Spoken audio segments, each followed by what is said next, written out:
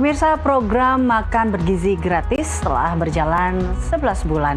Di tengah upaya nasional menekan angka stunting dan masalah kekurangan gizi, pemerintah menghadirkan layanan Senter SAGI 127.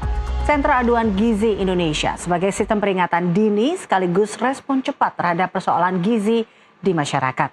Melalui layanan ini, masyarakat kini tidak lagi pasif, tetapi bisa langsung melaporkan kondisi anak, ibu hamil, maupun keluarga yang berisiko mengalami gangguan gizi untuk segera ditangani oleh tenaga dan institusi terkait. Lalu aduan seperti apa yang bisa dilaporkan dan bagaimana alur tindak lanjutnya hingga benar-benar sampai ke masyarakat. Asta Cita, hari ini kita akan membahasnya bersama dengan Prof. Ike Tanziha, ahli gizi IPB sekaligus Dewan Pakar Bidang Gizi Badan Gizi Nasional. Terima kasih Prof. Ike telah bergabung bersama kami dalam Asta Cita. Terima kasih Mbak Eri. Prof, ini kan kalau kita lihat sudah berjalan 11 bulan. Tapi kita juga lihat ada banyak sekali terkait dengan masalah gizi ini. Nah sekarang muncullah call center SAGI 127 bagi masyarakat. Sebenarnya apa urgensi adanya call center ini, Prof? Tentu saja kita kan mohon maaf. Tentu saja kita akan mengharapkan bahwa semua masyarakat itu berperan. Berperan apakah itu pada pendampingan, juga pada monitoring dan juga pengawasan. Nah, karena apa? Karena SPPG ini makanan bergizi gratis adalah program pemerintah, tetapi ini adalah program untuk kesejahteraan anak terutama ya, dan 3B ibu hamil. Nah, oleh karena itu peran masyarakat dalam hal ini membantu dalam menyelesaikan masalah-masalah yang di lapangan atau memberikan info terhadap masalah-masalah yang di lapangan kepada kami, itu akan membantu untuk memperbaiki pengelolaan SPPG ini dengan lebih baik. Oke, tapi kalau dilihat tadi kan ada aduan-aduan, ini untuk anak, ibu hamil, bahkan juga keluarga. Tapi layanan atau aduan seperti apa saja sih yang sebenarnya bisa dilaporkan? Dan ini siapa yang menjadi sasaran utama layanan ini kalau tadi dilihat dari kategori-kategorinya? Betul. Jadi SAGI ini dibagi atas tiga komponen masyarakat yang bisa mengadu. Yang pertama itu adalah dari segi internal. Jadi internal itu seperti SPPG, mungkin juga SPPG ada permasalahan-permasalahan, dia bisa mengadu juga ke BGN. Kemudian dari masyarakat sendiri, masyarakat misalnya melihat ada ketidaksesuaian ya dengan apa yang seharusnya, itu juga bisa mengadukan hal itu ya di dalam perjalanan MBG misalnya ya, ada ketidaksesuaian menu misalnya begitu ya, ketidaksesuaian keragaman pangannya, ketidaksesuaian pendistribusiannya. Nah, itu bisa mengadukan. Dan satu lagi bisa mitra. Jadi mitra itu adalah tadi mitra BGN dalam hal ini yang membangun dapur-dapur. Apabila terjadi permasalahan atau mendapatkan kesulitan-kesulitan dalam pengelolaan SPPG, nah itu juga bisa mengadu ke BGN. Oke, nah alur aduannya nih, jadi kan orang sudah tahu, kategorinya ada 3, kemudian ada hal-hal apa saja yang bisa diadukan tadi yang sudah dijelaskan oleh Prof. Tapi kemudian gimana alurnya? Apakah memang mereka harus mendapatkan bukti terlebih dahulu, ada fotonya atau seperti apa? Ini gimana akhirnya alur pengaduan setelah masyarakat nantinya mau menghubungi dan setelah menghubungi SAGI 127 ini? Betul. Jadi kalau masyarakat ingin mengadu hanya tekan 127 nanti diterima oleh kami karena itu kan 24 jam ya. Jadi 24 jam. Ya, 24 jam. Kami menyiapkan 127 relawan di situ ya, tetapi bergantian begitu ya untuk menerima aduan selama 24 jam. Jadi siapapun itu, apakah dari internal ya, ataukah dari masyarakat, ataukah dari mitra, apabila ada sesuatu yang ingin ditanyakan juga boleh, apabila ada keluhan juga boleh, gitu kan ya. Apabila juga ada permintaan juga boleh. Nanti kita kelompokkan ke dalam kelompok-kelompok mana saja, dan tentu saja setelah kita terima, kita nanti akan analisis. Ini kira-kira kemana nih harus ditindaklanjutinya? Apakah nanti ke SPPG-nya, begitu kan ya? Ataukah nanti ke deputi mana, kan itu ada 4 kedeputian. Jadi nanti deputi mana nih yang bisa menjawab. Nah, nanti kita salurkan ke masing-masing deputian atau ke direktur atau ke SPPG ya. Nah itu tergantung kepada permasalahan yang kita terima keluhan-keluhannya. Oke. Gitu. Sejauh ini Sagi 127 ini sudah bisa di seluruh Indonesia atau daerah-daerah Iya betul, saja? sudah bisa. Jadi misalnya kalau masyarakat ada yang mengeluh nih, oh ini MBG-nya tidak sesuai nih dengan yang seharusnya misalnya gitu. Nah kemudian sebelum kita menjawab dengan betul, oh ya kami terima dulu. Nah kemudian kami meminta, kita tanya ke masyarakat tersebut, di mana lokasinya gitu ya. Oh misalnya di lokasinya di daerah A. Nah kemudian nanti kita akan meminta SPPG yang di daerah A untuk melihat apakah itu aduan itu ada atau tidak ada gitu ya. Okay. Karena ada yang aduan itu tidak ada yang aduan itu memang ada gitu ya. Contohnya misalnya ada aduan yang ini anak saya itu kemarin mengkonsumsi MBG terus sampai sekarang sakit perut tidak tuntas misalnya, belum sembuh-sembuh nih, nah mengadu. Nah kemudian nanti dari call center itu akan menghubungi ke SPPG yang terdekat dengan tempat kejadian. Dan nanti kepala SPPG akan mendatangi ya, kemudian apakah betul kejadian seperti itu. Nah kalau memang itu betul, nanti kepala SPPG akan membawa anak tersebut ke fasilitas kesehatan terdekat. Oke. Jadi ini sebenarnya juga nanti hasil dari call center ini juga bisa menjadi bahan evaluasi buat SPPG juga apabila ada ditemukan hal-hal masalah seperti betul. Kita tahu betul Ibu Prof kemarin sempat ramai juga kan. Ini bisa menjadi salah satu solusi juga sebenarnya. Betul. Jadi kita tuh sudah ada aduan sebanyak 757.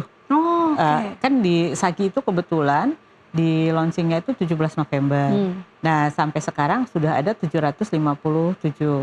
Nah di antaranya ada juga yang tadi kan ada 3 kategori dari internal, dari masyarakat, dan juga dari mitra. Nah yang terbanyak memang aduan dari masyarakat dan mitra. Tapi ada juga aduan misalnya dari SPPG ya, dalam hal ini mungkin mereka kebingungan dalam harus bagaimana nih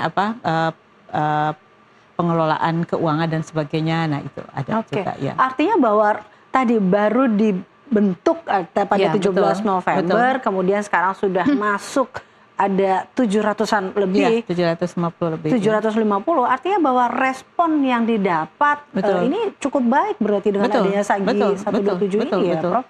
Artinya di sini masyarakat itu mempunyai perhatian yang sangat bagus begitu kan kepada MBG. Dan itu tentu saja kami senang gitu. Artinya di sini kan kalau tidak ada aduan itu, kita harapkan memang itu tidak ada masalah. Gitu ya. Jangan sampai tidak ada aduan itu karena masyarakat tidak tanggap begitu ya, tidak memberikan perhatian begitu, yang kita tidak harapkan begitu ya. Yang kita harapkan tuh banyak perhatian dari masyarakat, karena peran masyarakat itu sendiri adalah juga menjadi salah satu pendorong ya untuk terjadinya perbaikan-perbaikan di SPPG. Ya, ini jadi semua berperan aktif ya. Betul. Untuk mensukseskan tadi MBG ini agar memang sesuai dengan apa yang diharapkan tentunya. Betul. Nah, tapi kan ini tadi responnya sudah positif, sudah diterima dengan baik, tapi juga pasti ada tantangannya ya Bu ya. Tantangannya ini kalau mau bagus memang harus melewati tantangan ini. Betul. Apa sebenarnya sejauh ini Bu tantangan terbesar dan juga bagaimana akhirnya menjawab tantangan itu, mungkin juga sebagai langkah penguat lah untuk layanan ini ke depannya itu seperti apa Bu? Ya, memang sementara sekarang itu masih berbayar, itu yang menjadi salah satu yang, tapi itu sedang diupayakan begitu ya. Kami sudah minta ke Komdiji bahwa nanti kalau ada yang mengadu, pembayarannya itu ditagihkan ke BGN begitu kan. Nah, itu tapi sampai sekarang itu masih dalam proses. Karena ya itu tadi kemungkinan kita ingin memberikan akses yang seluas-luasnya kepada masyarakat, sehingga misalnya suatu masyarakat yang tidak punya pulsa gitu kan ya, nah dia bisa menelpon mengadukan. Nah itu salah satu yang kami sedang ini kan ya, salah satu tantangan kami juga untuk memberikan akses yang seluas-luasnya ke masyarakat begitu. Betul. Jadi diharapkan Sagi 127 ini nanti bebas pulsa ya Bu? Bebas pulsa, betul. Itu yang diharapkan. Itu aja. Tapi memang sekarang sedang dalam proses. Jadi kita kesananya akan bebas pulsa. Oke, baik. Nah, ini kan juga kita tahu salah satu manfaatnya yang juga atau yang diharapkan, kalau ini koreksi bila saya salah, adalah MBG ini adalah atau mungkin SAGI 127 ini hadir untuk tadi mengurangi angka stunting di Indonesia dengan adanya evaluasi tadi, Betul. memperbaiki Betul. dan dengan harapan tadi yang diharapkan yaitu adalah mengurangi angka stunting di Indonesia. Bagaimana kemudian akhirnya kalau kita lihat ini mendukung bahwa SAGI 127 ini mendukung percepatan penurunan stunting yang menjadi salah satu program dari pemerintah juga, Bu. Betul. Jadi mengenai permasalahan stunting memang kita itu memang dibangunnya MBG itu adalah untuk menyatukan semua keluhan. Kan tadinya semua deputi itu punya saluran sendiri-sendiri. Deputi pengawasan punya saluran sendiri, deputi dialur punya saluran sendiri gitu kan. Sistakol juga punya saluran sendiri untuk keluhan-keluhannya karena keluhan-keluhannya berbeda. Ke dialur berbeda, ke sistakol berbeda, ke pengawasan berbeda keluhannya. Nah sekarang BGN itu menginginkan satu pintu saja, itu keluhan itu. Jadi ke SAGI nih keluhan tersebut. Sehingga nanti keluhan itu baru dianalisis oleh penerima. Ini kemana nih bagusnya? Apakah nanti kita salurkan ke dialur? Apakah nanti ke bagian pengawasan? Atau ke sistem tata kelola. Nah itu yang kita ini kan lakukan begitu ya, sehingga data tersebut bisa dianalisis dengan lebih baik lagi. Kan kalau misalnya aduannya banyak, kemudian kita lihat jenis aduan apa saja yang banyak disampaikan oleh baik itu masyarakat, internal maupun mitra begitu. Dari situ kita bisa melihat untuk perbaikan ke depannya. Nah mengenai stunting tentu saja SAGI juga menginginkan itu juga ada proses pengawasan dari masyarakat terkait kalau stunting itu kan MBG-nya 3B ya. 3B itu ibu hamil, ibu menyusui dan balita 3B. Nah, tentu saja peran masyarakat dalam hal ini juga melihat pengawasan terhadap menu yang untuk 3B tadi gitu ya. Apakah menunya itu tadi sesuai dengan apa yang seharusnya begitu ya. Memang BGN itu tidak membuat menu standar nasional gitu ya ininya. Karena apa? Karena BGN itu sebenarnya yang membuat adalah bukan menunya, standar gizinya. Standar gizi yang harus dipenuhi untuk ibu hamil, ibu balita, ibu dari balita ya dan ibu menyusui dan juga untuk peserta didik. Itu standar gizinya, standar gizi yang harus dipenuhi. Contohnya misalnya kalau untuk sarapan itu 30-35% dari kebutuhan gizi satu hari. Kalau sarapan itu 20-25%, kalau makan siang itu 30-35%. Begitu ya. Nah, jadi kita lihat dan itu bisa dilihat dari menunya dan juga menu itu harus beragam dan diupayakan menu tersebut berbahan pangan lokal. Nah, itu kan. Nah, kemudian nanti masyarakat itu bisa ikut mengawasi begitu apakah menu itu sesuai enggak zat gizinya begitu ya, zat gizinya. Nah, kalau ada ketidaksesuaian atau ada menu yang akan merusak tumbuh kembangnya anak balita, nah itu bisa disampaikan. Nah, sehingga SAGI ini juga secara tidak langsung itu berkontribusi terhadap percepatan penurunan stunting dengan lebih efektifnya makanan bergizi gratis yang didistribusikan. Lebih tepat sasaran ya Bu. Betul, ya, lebih tepat sasaran juga begitu kan. Bahkan karena tadi kalau Ibu bilang semuanya dijadiin satu pintu, jadi ini lebih udah tepat sasaran, lebih cepat. Betul, jadi betul, dengan SAGI 127 ini. Betul. Oke, nanti kita masih akan bahas lagi. Tadi menarik ada yang Ibu katakan sebenarnya ini sebenarnya tergantung dari gizinya. Setiap orang butuh gizi yang berbeda-beda seperti itu. Bahkan ada sebuah artikel yang mengatakan bahwa koreksi bila salah, saya salah Bu Prof di sini. Bahkan Badan Gizi menyebutkan ada MBG ini menurunkan ataupun menaikkan masa tubuh anak dan remaja. Nah, kita akan bahas ini seperti apa. Pemirsa tetaplah bersama kami dalam Asta Cita.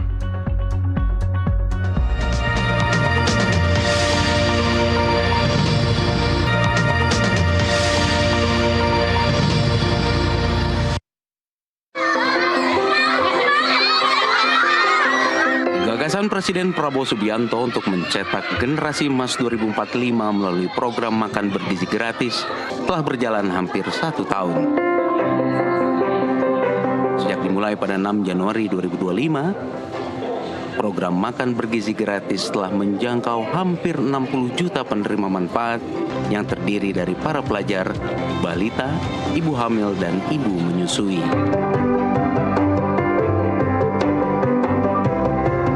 Berbekal anggaran 71 triliun rupiah, program makan bergizi gratis telah berjalan di 38 provinsi yang tersebar di 509 kabupaten kota dan 7.022 kecamatan. Sebanyak 14.773 SPPG telah beroperasi yang menyerap lebih dari 500.000 tenaga kerja. Sementara itu, pembangunan 8.000 SPPG di daerah 3T masih terus dikejar.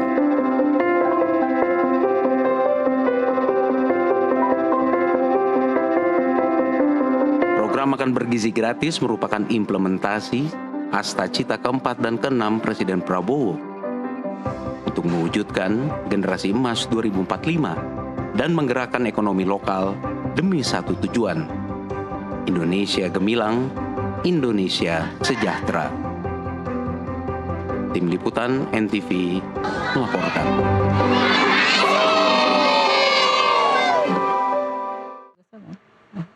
Ya, Anda kembali bersama kami pemirsa, masih di Asta Cita, masih bersama dengan Prof. Ike. Prof. Ike, tadi kalau kita terakhir membahas soal standar gizi, dan ini kan dikatakan bahwa Badan Gizi menyebut bahwa MBG ini terbukti menaikkan ataupun juga menurunkan massa tubuh anak dan remaja. Betul. Benar apa tidak nih? Betul, betul Tapi sekali. gimana sih sebenarnya menjelaskan ini? Kalau kita lihat apakah menaikkan ya berarti bagus, tapi Betul. kalau menurunkan ini maksudnya gimana nih Prof? Jadi kan IMT itu ya, indeks massa tubuh, itu kan ada rentangnya. Kalau normal itu antara 18,5 sampai 24,9. Nah, kalau di atas 25 itu kan ya indeksnya, itu sudah mulai overweight. Kalau di atas 30 itu sudah mulai obes. Tapi kalau di bawah 18 itu kurus gitu ya. Nah, jadi kita ada range-nya. Nah, dengan adanya makanan bergizi gratis yang diberikan kepada anak-anak, itu yang tadinya kurus udah naik IMT-nya, masuk ke normal gitu ya. Atau yang tadinya kurus sekali itu sudah naik ke kurus ringan, gitu ya, anak itu. Nah, kemudian karena mereka mungkin konsumsi makannya seimbang ya dan bergizi sesuai dengan kebutuhan. Nah, di sisi lain juga menurunkan. Jadi ada anak yang tadinya IMT-nya 26 itu turun menjadi 24,5. Jadi turun ke berat normal ideal lah ya. Iya, turun itu ke ya. berat ideal. Nah, mungkin orang berpikir, loh kok bisa gitu ya. Nah, ternyata anak tersebut karena sudah makan MBG, jadi dia merasa kenyang, sehingga dia tidak jajan sembarangan yang banyak GGL, garam, gula, lemak. Nah, sehingga itu menurunkan IMT-nya begitu. Oke, baik. Artinya bahwa ini menaikkan sesuai dengan standarnya atau berat ideal, menurunkan juga dengan berat yang ideal, seperti itu ya. Betul. Oh, oke, baik. Nah, artinya berarti ini dalam standar gizi ini ada sebuah prinsip gizi yang memang dipenuhi dong dalam program makan bergizi gratis ini. Betul. Apa prinsipnya, Bu? Ya, prinsipnya gizi seimbang. Jadi konsumsi itu harus berimbang antara kebutuhan gizi dia satu hari dengan apa yang dikonsumsi dengan apa yang aktivitasnya begitu ya. Jadi kebutuhan gizi itu kan dipengaruhi oleh jenis kelamin, oleh usia gitu ya. Makanya anak-anak remaja itu semakin tinggi kebutuhannya karena dia aktif. Tapi kalau kita nanti sudah makin lansia makin turun karena aktivitasnya juga sudah mulai menurun gitu ya. Jenis kelamin juga mempengaruhi karena besar otot juga itu akan mempengaruhi kebutuhan gizi. Nah, jadi kita harus seimbang sesuai dengan kebutuhan. Kemudian seimbang juga antar zat gizi. Jadi biasanya anak-anak itu lebih suka ke makanan-makanan yang sumber karbohidrat tinggi atau lemak tinggi, begitu ya. Nah, itu kan akan mempengaruhi ketidakseimbangan energi yang masuk ke dalam tubuh. Makanya terjadilah overweight, begitu ya. Atau misalnya anak-anak remaja itu lebih ke body image. Body image itu mereka merasa bahwa dirinya gemuk, padahal sebenarnya normal. Begitu. Akhirnya dia melakukan diet yang sangat ketat begitu. Nah, akhirnya juga mereka kan kekurangan gizi juga, begitu ya. Nah, MBG di sini mengajarkan konsumsi yang bergizi dan berimbang, sehat begitu ya, dilihat. Jadi setiap makanan di dalam ompreng itu bukan hanya kita ngasih makan aja, tetapi itu ada edukasi, nilai edukasi. Nah, makanan yang sebaiknya kamu makan dalam sekali makan tuh seperti ini. Jadi ada sumber karbohidratnya, ada proteinnya, dan proteinnya juga ada protein hewani, protein nabati, dan juga ada sayur dan buah. Nah, itu. Berarti ada pihak-pihak tertentu juga Bu yang bekerja sama dalam hal ini untuk menginfokan kepada pihak MBG sendiri atau kita lihat di sini ke Badan Gizi Nasional sendiri seperti apa, atau mereka mendatakah anak-anak ini atau orang-orang ini, ada pihak-pihak lain juga yang bergabung dalam kerjasama ini Bu? Jadi kita itu bekerja sama, BGN itu bekerja sama dengan Kementerian Pendidikan, gitu ya. Jadi nanti SPPG itu dibuat di mana di situ terdapat anak yang jumlah anak gitu yang banyak ya. Nah sehingga itu misalnya di situ satu SPPG kan 3.000 nih, 3.000 anak sekolah. Nah sebagai contoh misalnya kalau di Bogor itu karena padat, itu satu kecamatan itu bisa sampai 21 dapur, satu kecamatan.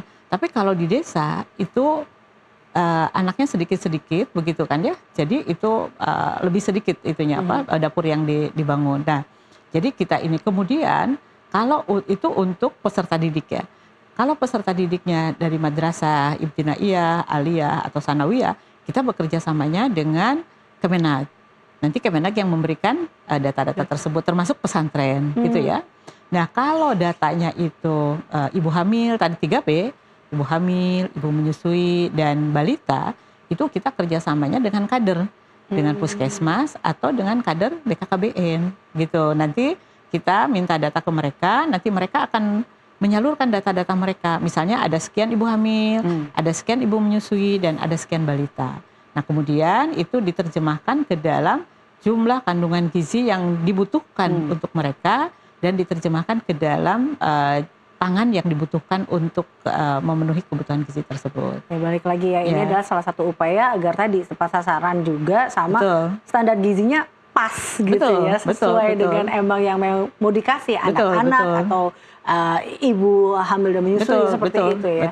Nah ini kan kalau kita bahas soal makanan berarti memang di sini menjadi selain makanan itu sendiri ada peran yang paling pentingnya adalah lingkungan, keluarga, sekolah. Ini kan penting banget Bu dalam hal ini. Bagaimana atau apa yang membuat peran-peran ini sungguh sangat berpengaruh juga ke depannya terkait dengan tadi tidak hanya program ini, tetapi tidak hanya program gizi yang baik ini, tapi juga demi masyarakat ke depannya seperti itu. Betul. Jadi tujuan makanan bergizi gratis itu sebenarnya tujuan utamanya adalah pemenuhan gizi nasional dan perbaikan perilaku konsumsi makan ke arah konsumsi yang lebih sehat. Nah, ada 4 tujuan khusus tuh ya. Jadi diterjemahkan dari tujuan utama. Yang pertama itu adalah perbaikan status gizi, dan tadi perilaku konsumsi sehat. Yang kedua itu adalah peningkatan capaian pendidikan, gitu ya. Jadi asumsinya kalau anak-anaknya sehat, gizinya terpenuhi, maka dia lebih konsentrasi, kemudian juga dia lebih mudah untuk mencerna dan capaian pendidikan akan lebih tinggi. Dan yang ketiganya itu adalah penurunan kemiskinan. Di sini MBG ini merekrut banyak pegawai. Jadi satu dapur gizi itu kan ada 50 pegawai. 3 diantaranya ada ahli gizinya, ada akuntan, ada kepala SPPG, dan 47 diantaranya adalah relawan masyarakat sekitar. Bahkan 30% itu sebaiknya kita mengambil dari masyarakat yang kurang mampu. Gitu ininya. Jadi itu lebih ke situ. Dan yang keempatnya tentu saja untuk pembangunan ekonomi. Nah, artinya di sini bahwa MBG ini adalah untuk meningkatkan kesejahteraan manusia, gitu ya, SDM dalam rangka tadi, dalam rangka untuk membangun Indonesia Emas tahun 2045. Karena kalau kita lihat tadi ya, semuanya harus tepat sasaran juga di sini terlihat betul. Tapi terakhir mungkin Prof. Ike, bahwa kita semua tadi sudah membahas sebenarnya seberapa urgensinya ini, bahkan seberapa tidak hanya urgensi, kita lihat pada positifnya sebenarnya bila ini betul-betul laksana dengan baik, tepat sasaran, cepat seperti itu. Sagi 127 ini benar-benar menjadi garda depan aduan gizi yang mengejar target Indonesia Emas di 2045. Mungkin terakhir apa yang mungkin menurut Anda yang perlu dilakukan agar masyarakat aktif melapor dan memanfaatkan Sagi 127 ini, Bu? Tentu saja kita harapkan program dari BKN untuk aduan ini dapat dimanfaatkan dengan sebaik-baiknya oleh siapapun. Jadi siapapun boleh mengadu ya, baik tua, muda, begitu ya, remaja, mitra, internal juga boleh mengadu, dan kemudian aduan itu akan diolah dan kemudian akan ditindaklanjuti sesuai dengan apa yang jenis aduannya, begitu ya. Nah, oleh karena itu SAGI ini kita sudah mencoba untuk dikomunikasikan ke masyarakat, diinformasikan ke masyarakat, dan memberikan akses yang seluas-luasnya kepada masyarakat untuk memberikan bukan hanya aduan, tetapi juga mungkin rekomendasi-rekomendasi yang terbaik. Bagaimana sebaiknya ini program MBG ini agar lebih baik lagi, dan lebih baik lagi. Oke, terima kasih Prof. Ike tentunya telah bergabung bersama kami dalam Asta Cita. Dan pemirsa, penanganan masalah gizi dan stunting membutuhkan partisipasi aktif seluruh masyarakat. Melalui call center SAGI 127, setiap warga kini memiliki akses untuk melaporkan masalah gizi secara cepat, sekaligus memastikan penanganan yang terkoordinasi. Kualitas gizi anak hari ini adalah kualitas bangsa di masa depan. Saksikan Asta Cita setiap Senin sampai Jumat pukul 16 waktu Indonesia Barat. Saya Riza Hasan pamit dan sampai jumpa.